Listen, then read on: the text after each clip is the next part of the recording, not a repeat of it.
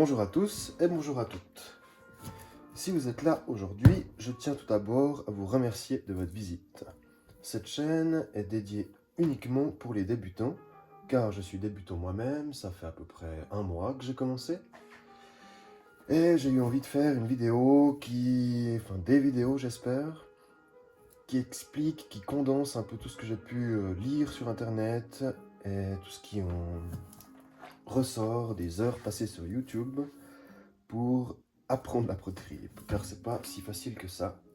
Il faut quand même un tout petit peu s'y mettre, si je peux dire ça comme ça. Donc, il y a trois sortes de terre, si on peut dire ça comme ça, trois familles. Ce sont toutes des argiles. Il y a la faïence, le grès et la porcelaine. Ces trois catégories sont définies par leur température de cuisson. C'est-à-dire, la faïence, ça va de 950 à 1030 degrés à peu près. Le grès de 1200 à 1300, la porcelaine de 1300 à 1400. Donc ce qui pourra orienter votre choix, c'est de quel four je dispose. Si vous avez un four top qualité, comme un des meilleurs, qui va très haute température, vous pourrez vous orienter vers la porcelaine à terme. Je ne vous conseille pas de commencer avec la porcelaine, c'est assez délicat, bref. Moi, j'utilise de la faïence, car c'est ce que j'ai ici, et puis c'est avec laquelle j'ai pu m'habituer, j'ai pu un peu l'approprier, si vous voyez ce que je veux dire. Donc, j'ai commencé avec de la faïence. Elle se présente sous des blocs comme ceci, plastifiés, donc c'est très important après chaque utilisation de bien refermer, éviter l'air, bien remettre, bien refermer, stocker à l'humidité et éviter le gel. Ensuite, vous découpez votre pot de terre avec un fil, tac, vous prenez une boule, là elle doit presque faire 1 kg je pense, mais vous pouvez prendre un peu plus petit en fonction de vos mains et de votre feeling. Mais pour commencer, je prends un peu une qui tient bien dans mes deux mains, ça devrait correspondre, ne bougez pas, voilà, je vais vérifier, à peu près à 1 kg. Mais pour commencer à tourner avec 1 kg, ça fait quand même beaucoup. Donc je suis à 1002. Donc c'est un peu trop. Voilà, peut-être pour commencer, on va recouper un tout petit peu. Voilà, comme ça. Tac.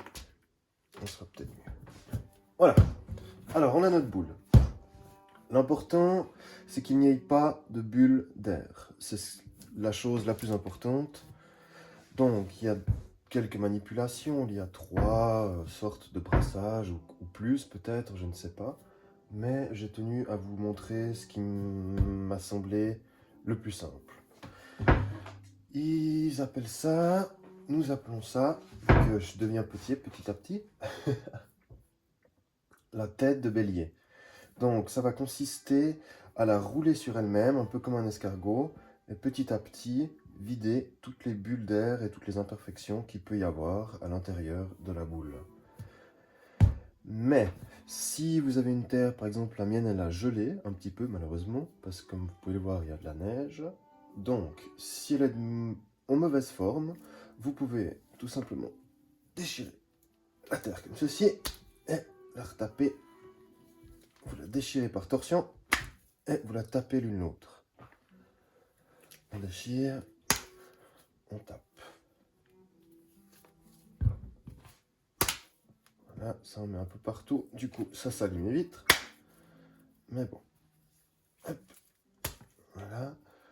Et vous sentez, lorsque vous la déchirez un peu où c'est plus dur, où c'est plus mou, c'est un peu pour déchirer toute cette structure.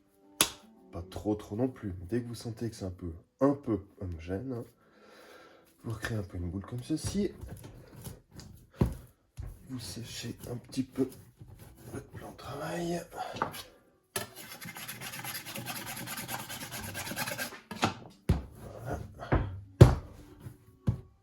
Voilà.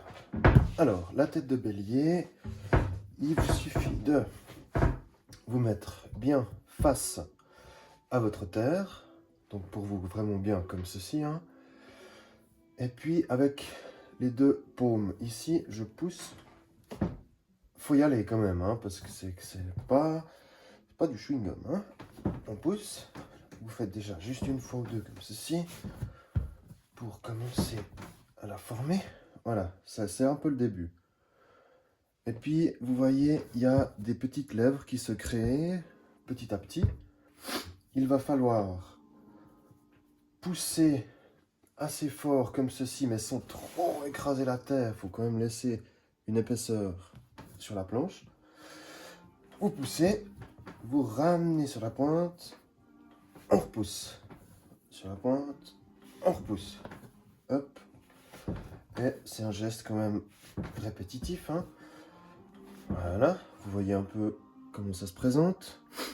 Et puis ça va créer un peu un escargot ici à terme. Comme un roulé au chocolat, comme les desserts si vous voulez bien. Vous faites ça à peu près... ouais, il faut quand même bien le sentir. Dès que vous sentez que la terre commence à être d'accord avec vous, parce que c'est quand même une histoire d'intuition un petit peu. Et puis, à chaque fois, je replie un peu sur soi-même la boule très légèrement pour créer un peu une homogénéité.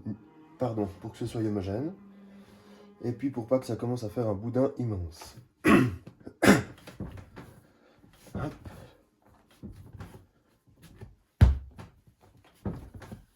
Voilà. Ça commence à être pas mal. Important aussi, évitez que ces plis soient trop prononcés et que vous enfermiez de l'air à l'intérieur de la boule, car nous, tout ce qu'on veut, c'est qu'il n'y ait pas d'air. Voilà.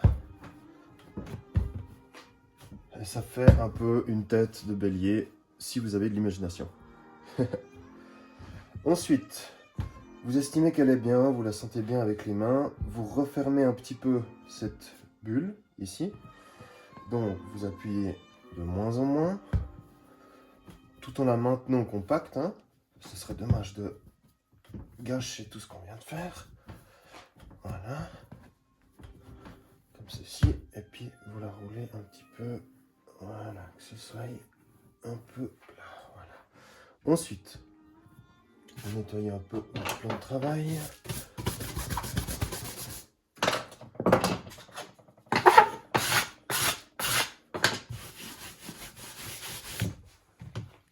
Oh là là, le studio s'en va.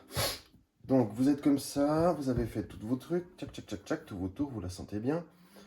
Ensuite, vous la tournez comme ceci, que pour l'escargot soit en haut, vous voyez? Et vous recommencez, cette fois, la même chose, avec plus de soin, plus de passion. Et là, vous pouvez y aller à peu près une trentaine de fois. À peu près, hein.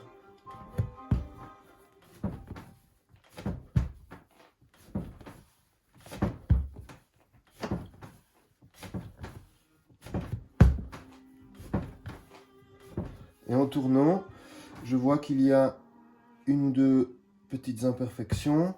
Je regarde un peu mes mains, peut-être j'ai 2-3 salissures sur les mains. On enlève l'excédent. Pas mettre des petites particules de terre sèches.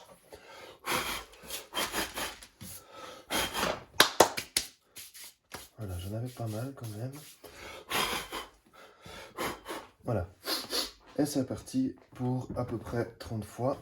J'ai le pied avant qui est vraiment posé par terre comme ceci. Et l'autre on appuie, hein, pour vraiment bien avoir une stabilité. Parce que sinon ça commence à faire mal un peu au trapèze. Et on y va. Tac. Un peu plus de soin. On sent la boule. J'essaie vraiment de la condenser un maximum. Il faut savoir que je vous parlais qu'il y avait 3 sortes de terre, la faïence, le grès et la porcelaine. Le grès et la porcelaine sont, par leur texture, déjà étanches. Ça veut dire que vous n'avez pas besoin de leur passer un émaillage pour que votre poterie devienne étanche. Par exemple, si vous voulez faire des pièces de vaisselle, des pots de fleurs, etc. Hop. Voilà, vous avez fini vos 30 fois. Et votre balle de terre est prête. Donc, chose que je fais, je la tape un peu comme ceci, dans le sens, vous avez l'escargot ici, hein, et vous allez monter votre pièce comme ceci. Vous allez tourner dedans, comme ça. Donc, tac, je la tourne un petit peu. Je contrôle ici, pas que je voie les petites traces de l'escargot. Si vous pouvez, si vous me passez l'expression, j'enlève toutes les petites imperfections. Hop. Voilà, je la tourne comme ça. Vous voyez, on voit toujours un petit peu l'escargot, hein. Essayez d'avoir une terre la plus homogène possible. Ça aide beaucoup pour le tournage. Voilà, comme ça. Pas mal. Selon moi, elle va être parfaite. Essayez de laisser, là vous voyez c'est très plat. Lorsque vous la mettez sur la girelle, mieux vaut avoir une forme un peu arrondie comme ceci pour la lancer sur la girelle afin que ça crée une surface bien plate. Comme ça, elle va mieux coller. D'accord? Alors voilà pour cette vidéo. Pardonnez-moi un peu mon manque de professionnalisme au point de vue des tutoriels, mais ça me semblait important. Donc je tiens à vous remercier encore une fois. Et puis à très bientôt pour le centrage.